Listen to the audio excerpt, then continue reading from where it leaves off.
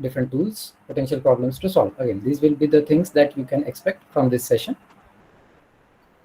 Why CFD is important, or why I'm taking this session, is these are my motives.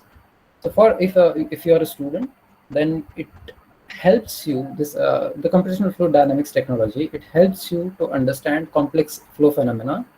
It helps you to visualize different things, and moreover, it increases your understanding in all that flow phenomena. For teachers, it is easier to convey the concepts of fluid mechanics to the students in a proper visual representative manner in terms of animations, images, or and hands-on experience can be given. And for researchers, this is a tool for rapid prototyping. I mean, when we go for any kind of a research, we are supposed to make certain changes into some model. CFD allows us to do it in a very fast manner without spending a lot of resources on that. So that's one potential area where CFD can help us before going for any kind of physical prototyping. So I will cover all these things in detail in upcoming presentation. So where does CFD come from? It's a way, we will look at how fluid mechanics is. It's simple static problems are there, and a few problems are related with fluid motions. Then to solve all kinds of problems, even in static and motion, we have a few approaches, which can be either analytical, where we solve the fundamental equations which are solvable. If the problem is too complex, we go for experimental or prototyping or small scale studies or even full scale models. And one approach to that, which have emerged in recent field, I think recent decade, is computational fluid dynamics. This is one approach that has been made possible due to advancements in computational power, increase in computational power. So I will tell you how all the work, what it is exactly. So CFD, or computational fluid dynamics, is a science of predicting and visualizing fluid flow related phenomena by solving the mathematical equations which govern these processes. It uses the numerical methods to resolve the equations, discretize them, and then make it solvable. And there is a solver, an engine, which solves that. Of course, it can be done manually entirely, but it is a very hectic process, and a lot of assumptions need to be made if you want to do manually, and there are limitations. For that, computers are used. And the problems that were impossible to solve a few years ago are now very much accessible and possible to solve due to advancements in hardware and technology. So this is the equation, Navier-Stokes equation. This is one governing equation that we discretize and solve in CFD. Of course, this is a very complicated one, but I will not get into the details of what it is and how it is. This is not for now, at least. So we will be focusing on applications. So major application that I will be focusing today is of the water resources. Also, CFD is used widely in aerospace, automotive, HVAC, architectural design, power generation, biomedical, and even in films, games, and visual effects. So in that domain as well, CFD has advanced significantly recently. So with respect to water resources, on this side, you can see this is the development in HECRA that has happened in past few years. This is HEC 2D. This is the shot from HEC 2D. So we can do now 2D analysis in HECRAS. This is a form of CFD. Second tool is ANSYS Fluent, which I had used extensively in my industry for all kinds of analysis. This is an example that you are seeing is of hydraulic jump, which we had simulated back in my academics. And then one more tool, a specialized tool for free surfaces and water, is Flow3D. The first figure that you are seeing is a score hole right beside a weir. So that kind of simulations are possible with some specialized tools these days. Also, you can see on the right side, it is a dam and spillway model, which we can use for multiple kinds of studies. So various tools are available for different kinds of studies. So what are the advantages of CFD? And these advantages are with respect to physical modeling or other types of analysis methods. So it is having relatively lower costs.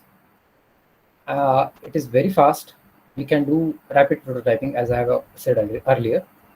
It gives us complete information. By complete information, I mean if you select a domain, an area of interest, you have full data availability of the parameters that you want at every possible location that you need it. You are not limited by number of probes. You are not limited by how many readings you can take or at how many time steps.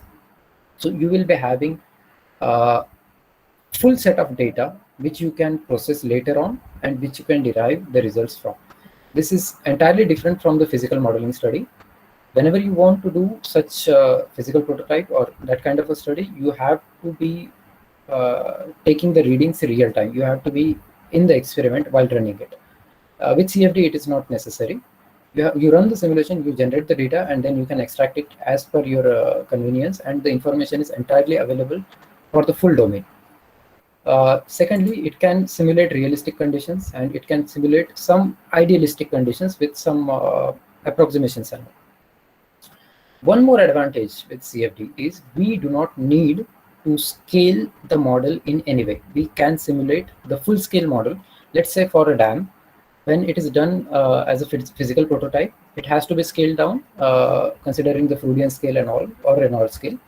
But with CFD, we can take the actual scales and simulate the actual flows in a dam.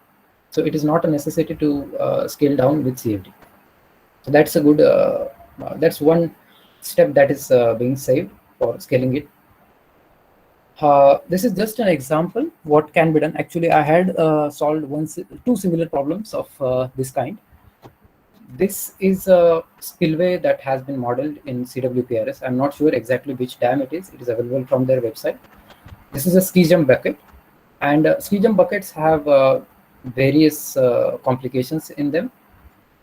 And this is a paper that has been published for a similar study of a ski jump bucket, which is simulated using Flow3D. So this is an very big accomplishment in terms of the technical advancements. Now, these kinds of simulations are very accessible and very doable due to computational accessibility and even advancements in the algorithms. So I will discuss one kind of a study at the end of the presentation, if we have some time, what we had done in this exact problem.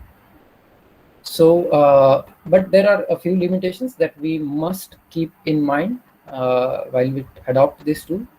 It is CFD alone is not enough to validate your research.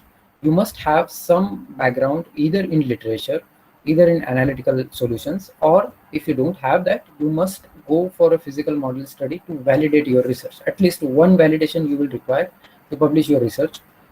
Entirely simulation result publishing is quite difficult, but that is subjective to your problem and all these things. Secondly, the reliability of the results is very subjective to the person who is analyzing the problem, what his understanding into the physics is, and what his understanding into the software or the tool he is using. So we had a famous saying, my guide taught me this: garbage in is garbage out. You put wrong data inside the simulation model, it will process it and it will give you some results, but to analyze it in a proper manner is the job of the researcher. So that's where we have that. And we can simulate any kind of a problem, but the results, whether they are accurate, they are usable, they are publishable, that's up to the researcher to decide and analyze. So a tool is a tool, so you can do anything with it, but this is more important, and this must be remembered in any form of the software that you are using for generating any kinds of results. Secondly, I would love to talk about this simple scale. When we go for the speed, we compromise on accuracy. This is true with CFD, this is true with academics. So if we compromise with speed, we can gain on accuracy, but I think there is an optimum point which we have to settle for. Initially, when we do prototyping, we require speed because we have to fail a lot of times. There are potential to failures, and That is why rapid prototyping is needed, and this will be taken towards accuracy at the end of our studies. This is the approach that we take up in computational fluid dynamics, and the whole workflow is designed in that manner. So what are the advancements that have occurred in CFD? And the biggest advancement, in my opinion, is the accessibility. Accessibility of the tools, accessibility of the technology is the biggest advancement that has happened. It is not directly related with the CFD. The codes that we are running are very old still today, but the solvers have adopted. The solvers are more robust, they are scalable, they are capable of solving and tackling very big problems. But apart from these advancements, the biggest advancement for us is that this technology has become accessible. When I started with CFD in 2012, the software costs were huge. Now many tools are available for free and open source. One of those free tools is HECRAS, which is used widely in water resources industries nowadays. And a few tools are free for academics as well. Out of those, when I started, only one tool was free, that was from Autodesk. Now ANSYS is giving us free tools. Even Flow3D is giving some form of free licensing and all these things. Initially, the hardware costs were quite high. I mean, it was not possible for a personal computer to compute a problem of a dam or some problem of that scale. But currently, we are having very accessible computational power in our hand at very affordable prices. I mean, the kind of personal computers that we are having are capable of handling the problem that were not possible 10 years ago. So lack of education licenses, yes, as I have said, very few companies were offering education licenses and support. Now they are available with many companies. Documentation, when I started to learn, there was no YouTube, no video document, no video training, no training at all. So I had to open manuals. I had to learn through trial and error, and it was very extensive and very difficult. Nowadays, there are multiple people who have posted a lot of things on YouTube uh, as such free tutorials, and even the companies are conducting training and support for their buyers or the institutes that they attach with. So, as I've said, the learning difficulties were huge back then, so no one would dare to take CFD. But given current scenario, it is relatively easy to get the learning material, get yourself the softwares, get the hardware that you need, and it is entirely accessible these days. And it is not at all illegal. These are legal copies that are available. So that has made possible to go for CFD.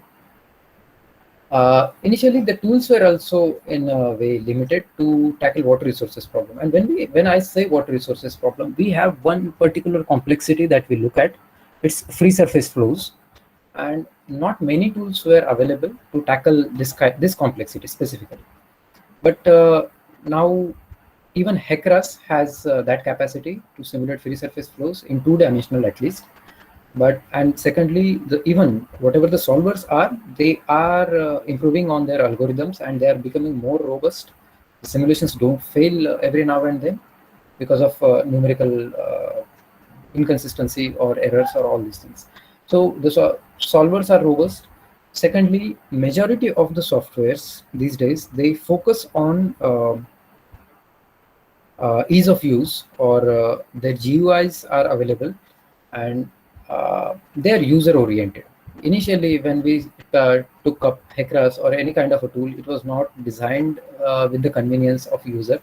It was just given there, and we had to learn and adopt to that kind of a system. But nowadays, user is one focus because the huge competition is there. So that has developed into a good thing that it is easy to adopt in any new tool in our work environment. So this is a general view of, this is for PhD scholars, in my opinion, the timeline that you are seeing. So simply I will go through it. how we can go about and where CFD can fit into this kind of a research path. So initially in the first semester, we identify the problem, scope of that research, the objectives, we set it, we set the constraints and limits on our study. We research the literature, the tools that we can use, and the methodology.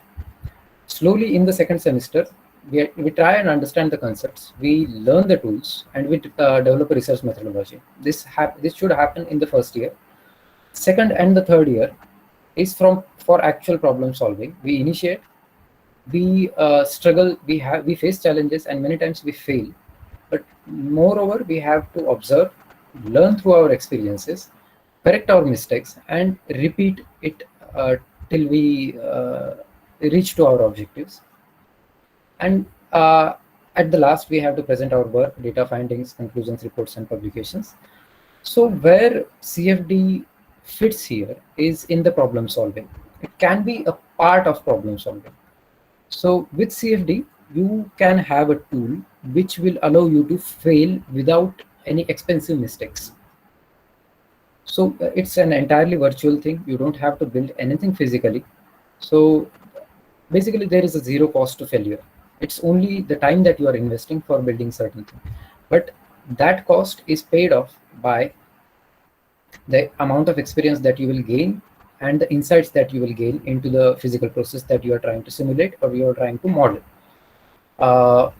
So this is one place that CFD can fit into our academics or in a research perspective.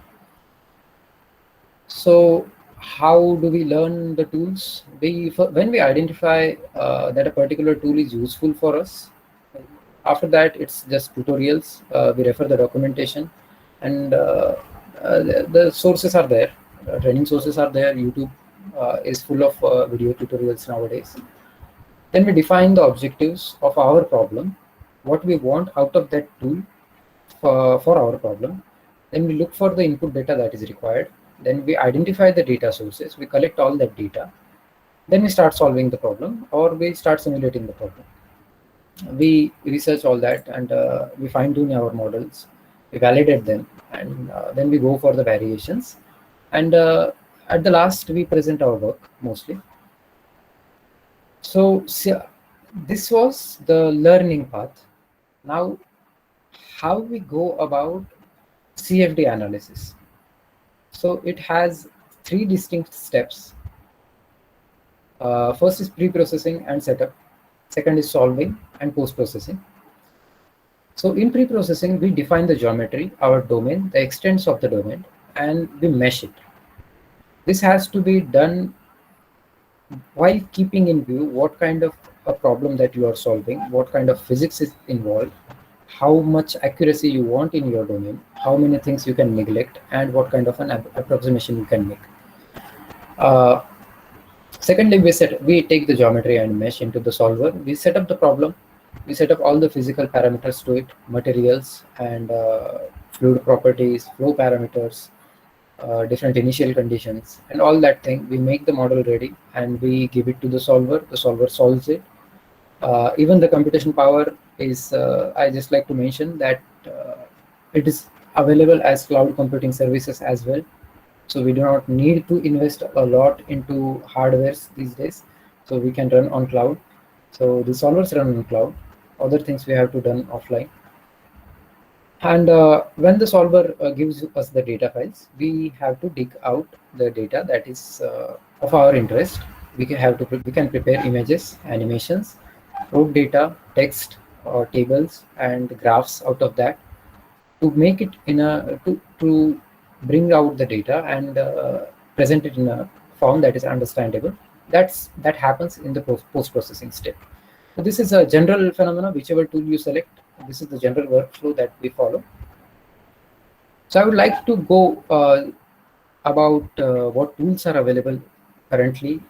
In my knowledge, HECRAS has developed drastically in past 5 years. Initially, it was just 1D analysis. Now it is having it has developed significantly in 2D. 1D uses Manning's equation, and 2D uses depth average Navier-Stokes equation. The equation is The 2D model is capable to predict any kind of surface flows. Majorly, we used HECRAS for surface drainage analysis. It can be even used to analyze watersheds. It is having that kind of a capability now that hydraulics and hydrology can be brought under one tool, and you can visualize hydrology as an hydraulics part. So that's a very beautiful thing that has happened with HECRAS. Capabilities with HECRAS are river and stream modeling, which was standard with it.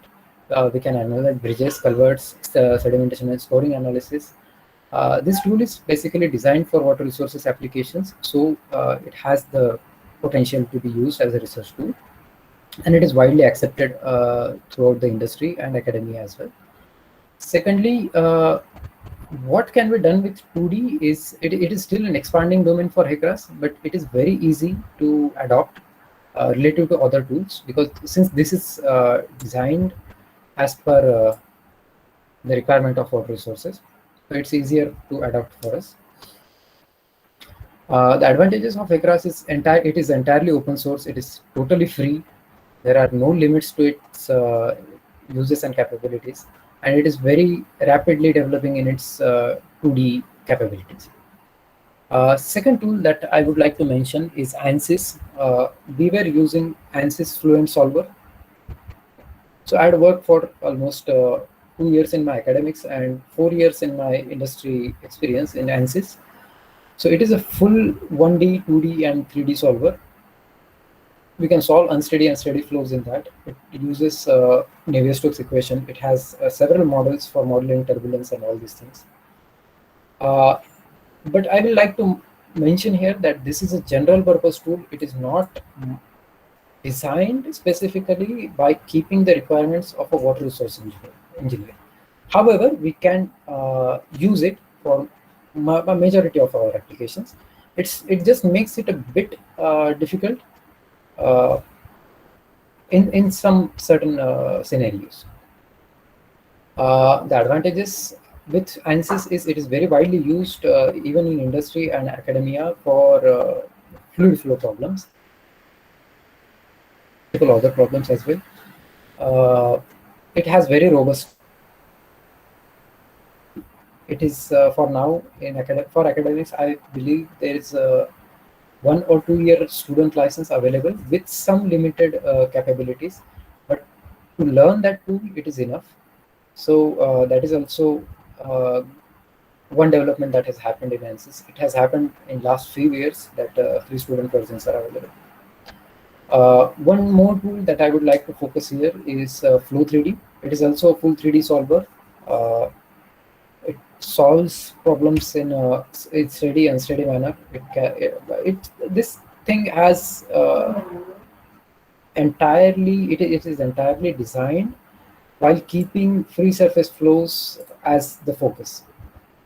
It has a different approach towards meshing. It has a different approach towards defining the geometry, defining the boundaries, and a lot of things are entirely different with this. So this is one interesting tool which makes it very easy to set up the problems, very complex problems. It has a lot of good models for sedimentation, scouring, wave modeling, then marine engineering. A lot of water problems can be tackled using this tool. Recently, this Flow3D has also released some form of educational licenses. It is with some limits, but this is a good tool to try on. This is also having a good development and backing in academia and industry. This also has very robust models. It is not that easy to fail in Flow3D. And one interesting tool is there. I'm just mentioning this because it was the first free tool that was available to students, Autodesk CFD. I started my learning with Autodesk only, but it is not as capable or as accurate as other tools that I have mentioned earlier. Autodesk CFD is otherwise fully capable to simulate 3D, unsteady, steady, and various types of fluid flows, external and internal flows. It also uses Navier-Stokes equations. It also has, a very wide range of applications and fluid flow models. But I will not recommend Autodesk because it is not accepted in the industry very widely. However, it can be used to certain extent with a caution that the results have to be verified for their accuracy. But this is a useful tool if you are starting off or you are taking up some new learning, because the environment that you will be having is of the Autodesk, AutoCAD, or all these familiar tools. So it will be easier to pick up these tools. And one more interesting tool that I have found recently is SolidWorks. It is actually a parametric model, but it has incorporated one fluid flow solver into its native environment. So you don't have to switch applications to get into fluid simulations. All the modeling, meshing, and solving and post processing, everything happens under one window. This is a really good tool and development. I'm still myself, I'm learning this one. Many mechanical industry people are using this tool for a lot of their applications, because SolidWorks is well known for parametric modeling and mechanical modeling. So that's one tool. There is one proper open source wide spectrum CFD tool, and that is OpenFOAM. I did not take it up. The reason being, it had to be given inputs in command line. But now I believe that it is changing. There are a few graphical user interfaces that have popped up for OpenFOAM as well, and these interfaces, they are also free. So this is one place that is open for exploration. This is also a capable tool with a lot of models available for that. And since it is entirely open source, it can be used extensively for research and prototyping purposes. So I would like to discuss now. This question comes up a lot of times from a lot of students. How much time and efforts it is going to take if we want to learn CFD or any of these tools for our problem solving. So I will be honest here. The efforts that are required are very intensive. You have to learn at a very rapid pace and very extensive. But that said, it pays off in terms of the benefits. The kinds of insights that you get while learning this tool into the fluid flow processes are unparalleled. I mean, any kind of a fluid flow problem that you can think of, from understanding the boundary layer to Venturi flume or Bernoulli's principle, or any of the complex flow phenomena. Let's say that might be, a baffled structure in a water treatment facility, or any of the complex phenomena. You can think of the problem and you can immediately start solving it right at your desk. So having that kind of a capability in your hand is very liberating as a researcher. So you won't be dependent on any kind of an input from anyone, and you will be you will be solving the problems very rapidly if you know these tools. So, however, the efforts needed are very intensive for learning these things. They pay off in a long term in terms of the understanding and the insights that you get into the fluid flow. So, on an average, we require 50 hours, 50 intensive working hours to learn the tool, 100 hours of practice, and 100 hours of self-learning and problem solving. The last 100 hours is to understand what kind of problems you can occur in different uh, uh, simulations, and how to diagnose them, how to troubleshoot them, where things can go wrong. For all that, I believe if you can do it yourself, then it helps you in identifying new problems that you occur along the way that you are learning for any new tool. So it's like half academic year to master the tool. That's the time that is required. I mean, I started in 2012, second semester. I submitted one project. Then I took up another tool in first year masters. Then I took another tool in second year masters. Then when I went into the industry, I had to relearn everything and adapt to a new tool. So this was like 6 months is 3 to 6 months is enough for learning any kind of a new tool if you know the technology. Uh, in current scenario, self-learning is entirely possible There is significant documentation and learning material available for whoever is initiating into initiating into learning these things.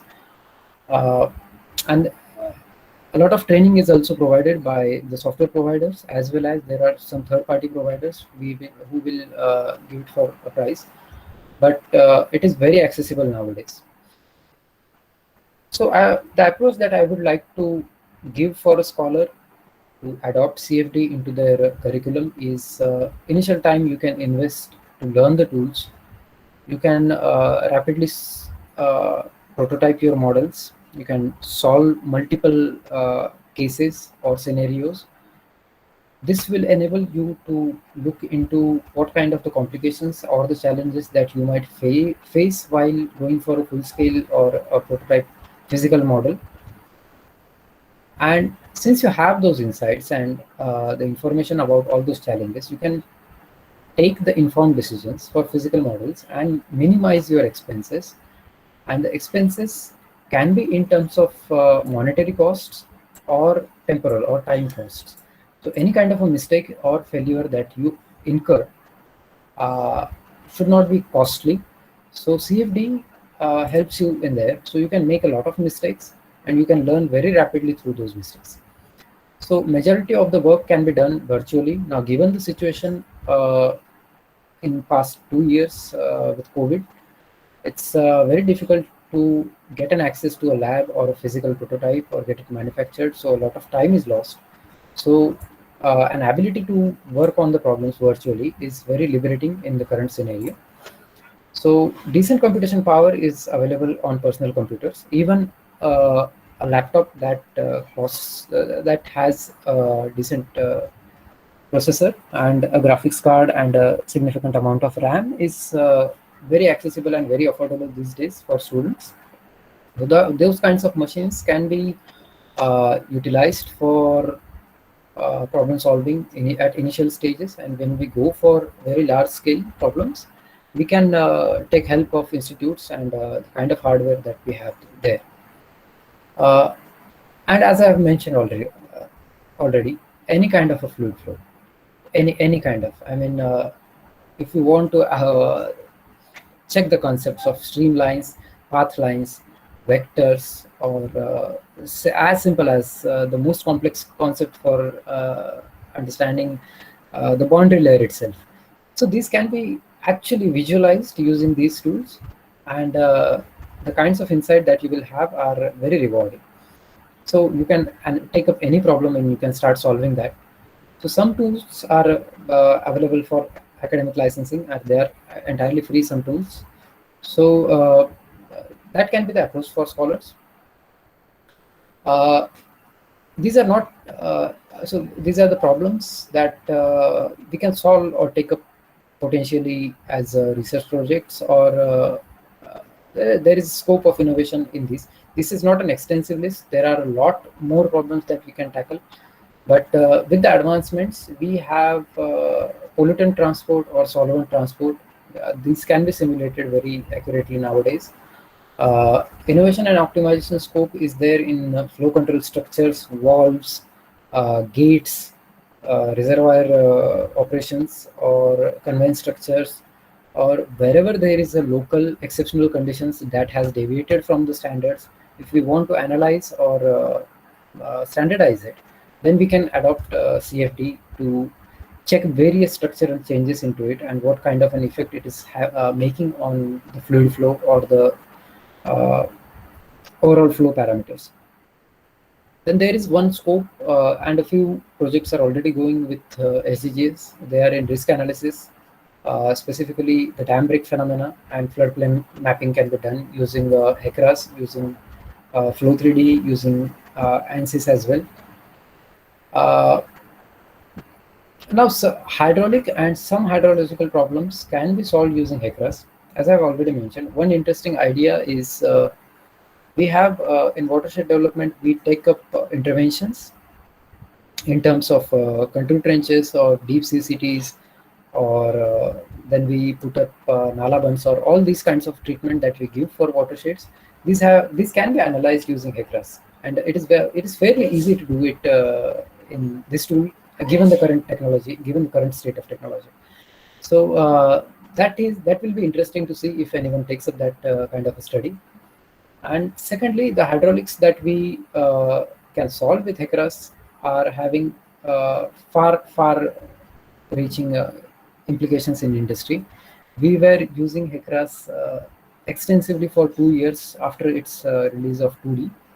We were using it for design of drainage networks in airports, road drainages. We were using it for any kind of irregular land or plot that we wanted to check the drainage patterns in that. So this was extensively used, and it has a huge potential to be taken up as a research tool. I would like, I think I ran out of my PPT very rapidly. Anyway, I would like to take up this case study that I did in 2017 for my company. This is a dam in Africa. Its name is Kambambe Dam. And I would like to walk you through what was the process that we had followed to tackle this problem. This was one of the biggest projects that I did. There were two problems with this dam. There is a bottom outlet here, which had to be analyzed, and then there was this spillway. It is a ski jump bucket, and there was a very particular thing that we had to prove that had happened in the mismanagement of the operations. So I was given this problem just to check whether this ski jump is ejecting the water below these steps. Now this spillway had very particular cuts here which were not protected by any means, and the reservoir gate opening schedule was given such that this water will not fall on these cuts. So there was one error that has happened in the operations, and due to that the jet fell down on the second and third step, and it eroded that, compromising the stability of the spillway itself. So we had to analyze why it has happened, and has it happened actually in that way or not. So when we have such a big problem, usually we make approximations, and a lot of them were made in terms of dimensionality, in terms of temporal, and many physical approximations were made. So when we started initially with understanding this problem, we took a section into this and we modeled just a 2D model for 1 month. Almost 1 month it took us to develop that 2D model, and then we analyzed where that jet was falling exactly. However, then I got some support. We were 3 people who were tackling this spillway problem. It took us about 4 months to close it entirely. After gaining the insights from the 2D model, we took it to the full scale. We built up the spillway virtually in a CAD, and then we analyzed it in a full-scale 3D model. So even for that, one simulation used to take us about 5 days to run completely, and that was in 2017 with significant computational power that we were having on our servers. So despite of that, we did predict that it has happened due to improper gate opening, and the jets were falling on the second and third step, and how much gate should have been opened to discharge the jet into the successively downstream region. That was one insight that we had done for this dam. Second, in the similar dam, parallelly we were running this study as well. This was one interesting structure that we were looking into. This is a bottom outlet of the same dam. It is a huge tunnel, 6.5 meters tall and 3 meters wide. And if you see here, this was the score hole that has taken place. It has a huge head over it, and the velocities that were incurring were 35 meters per second. And we were supposed to analyze if there are any negative pressures into this tunnel. Unfortunately, I'm not having any results or computations that I have done for all these things. They are with my last company. But I still remember what we had done exactly. So this bottom outlet was having a very peculiar structure to aerate the flow and bring in some form of energy dissipation, and we had to check how effective were they. These were multiple structures placed at some lengths. We had to model this thing in full 3D because 2D was not possible for checking the effects. However, we started with 2D and then took it to full 3D. That was the approach we always kept on because the chances of failure in 3D are very expensive. So when we checked these things, these were the positions. This hole is somewhere here that has occurred, and we found out how many places were susceptible to negative pressures and cavitation in that. However, we could not simulate cavitation, but it is possible to do that as well. But given the scale of the problem, it was quite difficult. But since we got the negative pressures and the insights into that, that was one thing that has provided some kind of benefit into this structure, and what could be the remedial measures taken to avoid those negative pressures was taken. So I would like to summarize. I think I ended up very early, unexpectedly. So I would like to summarize. CFD helps in understanding us very complex as well as simple phenomena which involve fluid flow. With CFD, it is easier to analyze alternatives in a design without spending a lot of effort, time, and money. To validate the results of CFD, experimental studies should be done wherever it is possible. Otherwise, we can refer some form of other studies which other people have done to validate our claims and the results that we have got.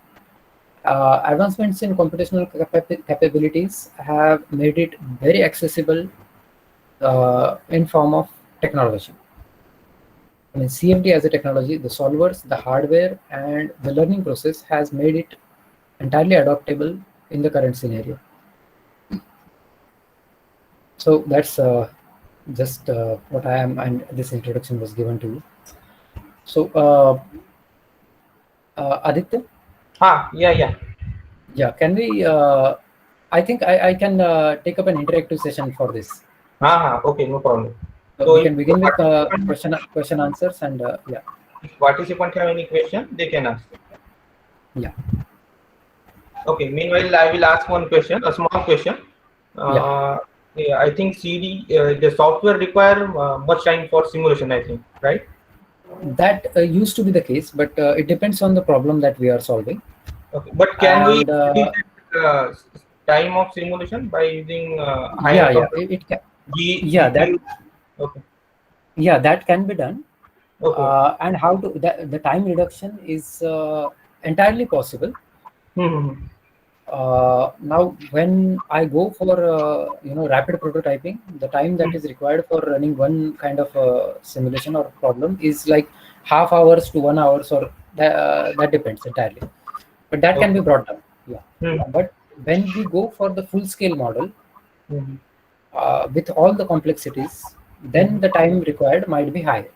Mm-hmm. Yeah, and that can be brought down with higher computation power. Okay. Yeah. Participant? Any question from participant?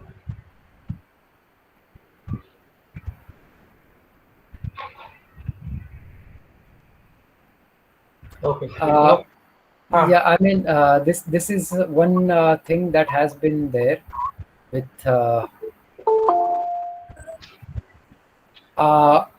ma'am. It's actually not possible for me to demonstrate, but I can arrange a demonstration later on. Currently, I was working on a very short time frame, and I'm not having the tools with myself, so it is not possible to demonstrate. Okay.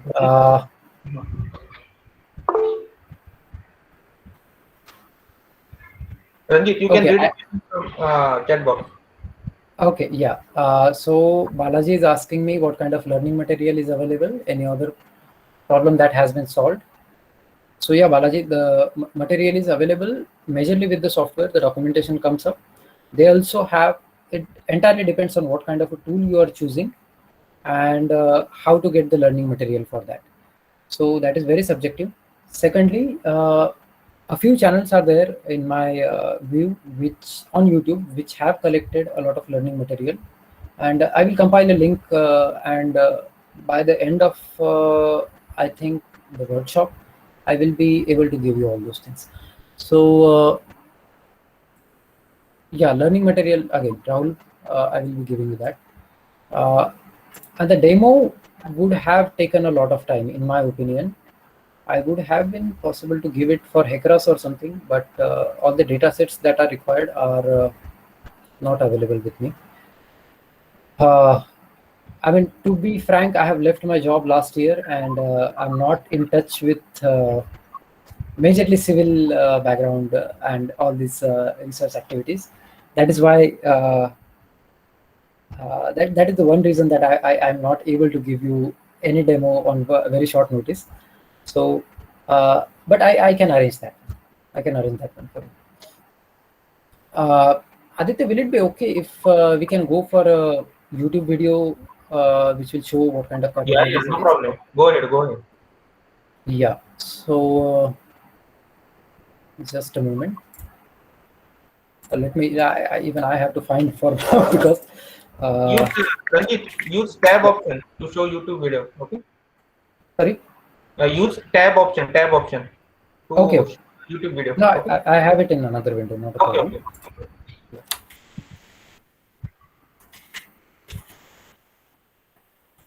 Uh,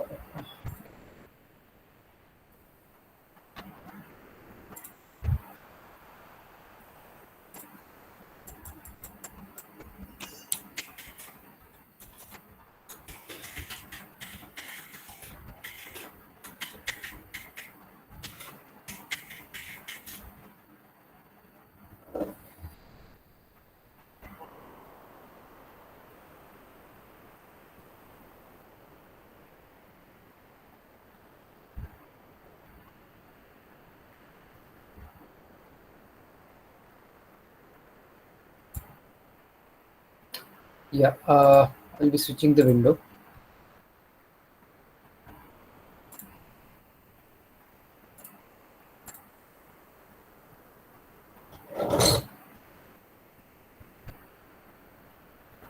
Is it visible? Yes, yes, visible. Yeah. So I will start with the first problem that I took up for CFD. So this is vortex street behind a cylinder. This is not done by me, actually. This is on YouTube. I have mine video as well somewhere. I'm not able to find it on. Uh, so this is how the wake develops behind a cylinder. This is the turbulent wake. You can see these are the eddies. And interestingly, an instability kicks in automatically into this flow. And the vortices, they start shedding. This is a very common phenomena in fluid flow. Any kind of an obstruction you put in the flow, it will start this kind of behavior. Now, given that flow conditions occur there,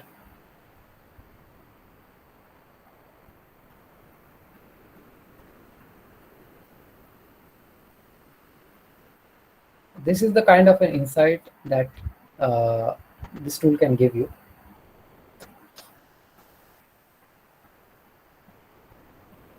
This is an example of external flow. This is of the kind of aerodynamic study, and you don't need a lab to do this.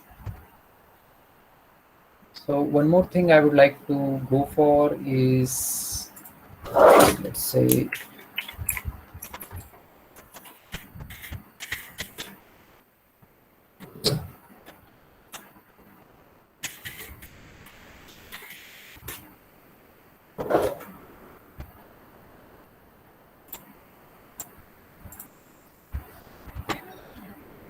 I'm sorry for this one.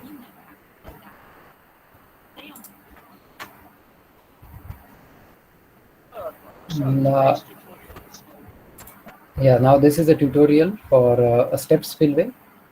I would like to skip to the results straight away.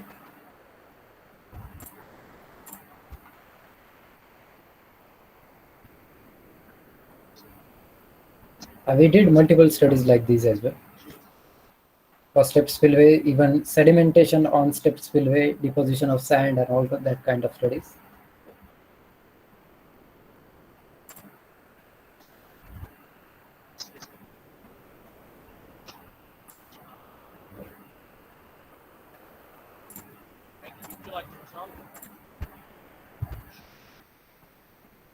So yeah, that's the kind of thing that we can simulate.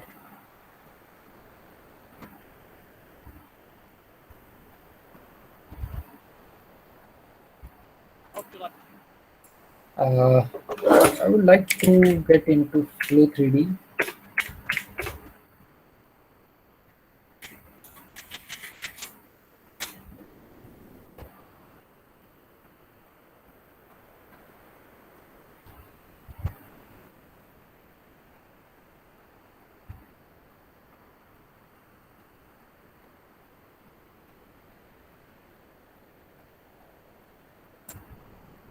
This is a shallow water model in Flow 3D. Similar model is available in Icarus. It's just not this visually attractive, but it has the same capability.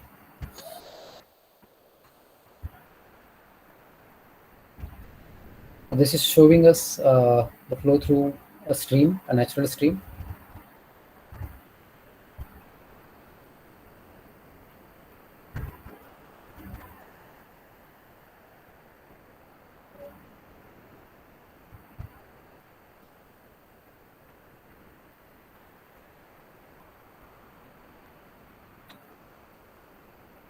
Let me try one more thing.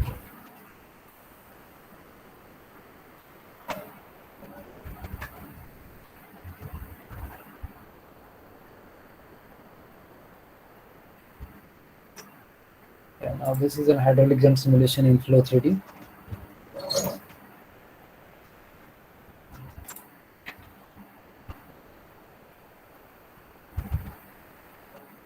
Now the visuals are also improving with all the simulations tools.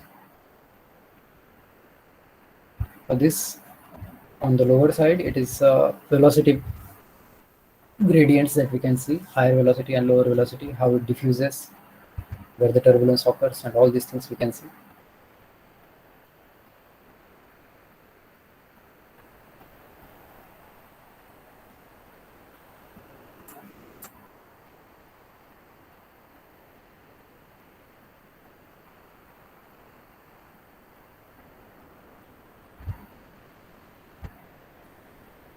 Okay, I'm reading Pallavi ma'am's question. Can environmental science, okay, I suppose you are asking if environmental science students will be able to solve certain problems.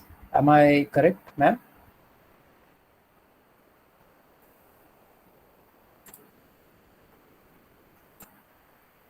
Okay, so for environmental student problems, it can be like a teacher can present them what can happen in environmental situations, but it is not expected from a student to learn this kind of a tool just to get an insight, at least at UG level. At a PG level, definitely one student can go learn these tools and get that kind of an insight. But it will be a huge burden for that because, as I have mentioned, the learning process itself is very intensive. So, yeah. Prashant is asking me, Ranjit, is there any tool applicable to calculate soil erosion volume from the listed? Yes, Prashant, there are available tools. This can be done precisely in Flow 3D if you want to go for full-scale 3D analysis. But I believe HECRAS also has some form of erosion estimation and sediment transport. So that also can be used. Okay, thank you, Ranjit. Yeah. Any other questions, or anyone wants to ask me how we can learn it or where it can be more useful for us or for their particular project? Sachin, please. Yeah, thank you. Please. So Ranjit, just first of all, I want to appreciate the efforts you have put in Thank for you. this session. Yes, so in simple words, you have elaborated the things, not that much complex, because we all know the concept CFD or the term CFD is not that much simple. Yeah. Yes. So this is the first thing. Just I want to appreciate your effort. And you. another question, just I wanted to ask is not related to that much of fluid mechanic, that is CFD, Okay. but about a common question, common query. Okay. That is it all about the learning the softwares? Mm-hmm. Just throw a light on this, learning the softwares and learning the things from its basics, that is Mhm. from the various literatures or the books. Yeah. How these two things are differentiating? Okay. So How these are different? yeah. So I suppose you are asking how much a software should be given a weightage in form of learning. No, if I little bit modify the question, I Yeah. can modify it. What is the role of basic concepts of fluid mechanics or any subject Mhm. in the software learning or applications of the softwares Okay. Okay. So or utilization of softwares? you are asking whether you should be knowing the concepts before you go for the That's software, or how much of it should be how much of awareness that you should be having about the problem beforehand. this is the thing I wanted to have the elaboration from you. Okay. Okay. So I would like to go back to that slide. This garbage in, garbage out is in reference Yes, to that only. yes. So the thing is, any kind of fluid flow process that we are looking for, we must understand it in its as much as possible entirety, at least in its theory. I mean, if we are going for a boundary layer simulation, or just to see what kind of a boundary layer develops, then first question that we will be getting is how large should be my domain? Yeah. And to tackle that kind of a question, we must know what will be the extent of the boundary layer, and that depends upon the all flow parameters, the velocities, the viscosity of the fluid, the kind of roughness that we are making it flow on, and this will give us an idea how to size our domain.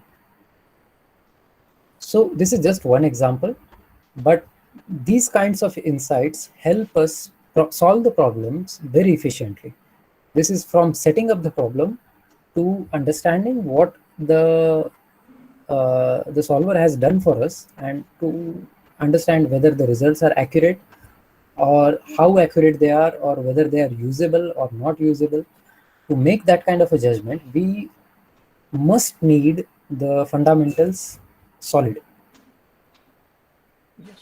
Yeah, but one more thing is there. As we start learning with CFD, we will start to get very deep insights into these fundamentals as well. So it's a back and forth process. We keep on understanding that something is going wrong, why it is going wrong. If we explore, we will have a deeper understanding of each concept. So for an example, I would like to start with when I started with hydraulic jumps. I'd like to show one problem here. This particular problem. It took us about I think 3 months to figure out how to form the hydraulic jump. I mean, in all our books, it is written when the supercritical flow converts into subcritical flow, the hydraulic jump is there. Whereas to simulate the hydraulic jump, to generate such kind of a condition, what is required had to be explored very extensively. Now, the problem with this was the jump was getting washed downstream if such a fast jet enters here. So the thing is, hydraulic jump is a medium of transition from supercritical flow to subcritical flow. Now, the subcritical flow exists because of a lot of other reasons that are downstream. So we had to bring that downstream reasons into our domain. We had to obstruct the flow, make it subcritical, and force the hydraulic jump into the domain. Yes. So these kinds of solutions can happen only if we have the kind of insight into the and you know um, a will to look into the problem deeply and fundamentally. So I suppose that clears your question. Yes. Yeah. Balaji, you are asking what industry needs. Is it essential to learn all such kinds of software before we apply for job? Oh, okay. So if it comes to the jobs, of course, the skill is important. But currently, if any employer is trying to hire you, I'm going off the track a little bit. But since I have been in the industry and we have tried for recruitment a lot of times, I will tell you one very important key requirement for any job is the kind of attitude that you carry. And if that attitude is to solve any kind of a problem, that's a big achievement that you have, and that's a big differentiator that you have for your competitors. Apart from that, if you have an ability to learn any kind of a skill, adapt to any kind of a situation, that's really good. But the industry does not expect you to get out of the institute with a specialization in all the software that are required in the industry. You can learn it on your job. You have a training period, you have 3 months of probation period, and they will teach you a lot of things there. So that can be learned on job. But what you need as a passing student for the industry is the attitude to adapt. That's the most important thing, and the skill that you can have as a student, and start developing in that direction. But if you are asking that how much scope computational fluid dynamics is having in the industry, then I would like to come up very clean here that the job opportunities are very narrow here, particularly for civil and water resources in India. The major problems that we were solving in my company, we were having only 2 posts in 10,000 employee workforce. Only 2 people were employed on this computational fluid dynamics job, and that one of them was me. Secondly, we were majorly tackling problems from Middle East, Africa, and some parts of Europe. We were not dealing many problems from India. However, it has potential. I had an expectation while I joined job that in 5 years it will develop a lot, but it has not as such. Secondly, the potential has developed in terms of river analysis, due to this specifically HECRAS, the development in HECRAS. So we have a lot of scope there to analyze very complex structures and huge domains. They can be analyzed in HECRAS very with a significant ease. So multiple companies are taking up this tool, and a few of my juniors were already they got appointed as river analyst in Jacobs. A few of them were in I think MWH also uses this thing. So yeah, industry is adapting to it, but majority of the work still is in drainage analysis or all these things in water resources. So Balaji, you want to ask something?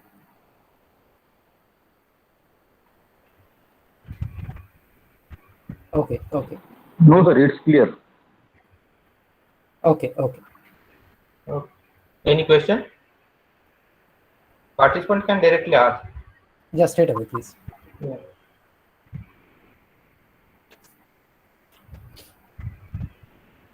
Okay. No questions, I think. So Okay. thank you for such a wonderful presentation, Ranjit. I think this lecture will definitely helpful for faculty, research scholar, and students who are working in this field, basically. Okay. Thanks a lot. So thanks for accepting our invitation. Thank you once Yeah. Thanks a lot. It's been a pleasure, Ajitya, that you gave me the opportunity. Okay. And I had not taken it into the depths intentionally because it makes it very complicated otherwise. Yeah. And hard to understand. So I kept it very short. But it can be taken a further level if we have some people who are interested in that. So we can plan for that. The participant, if they have any doubt, they can ask, or after the workshop also they can ask to Yeah. We will very cooperative. We will always help the students. Thank you, Ranjit. Thanks a lot. Okay, participants will take break and meet at 3:30. Okay, thank you for patience.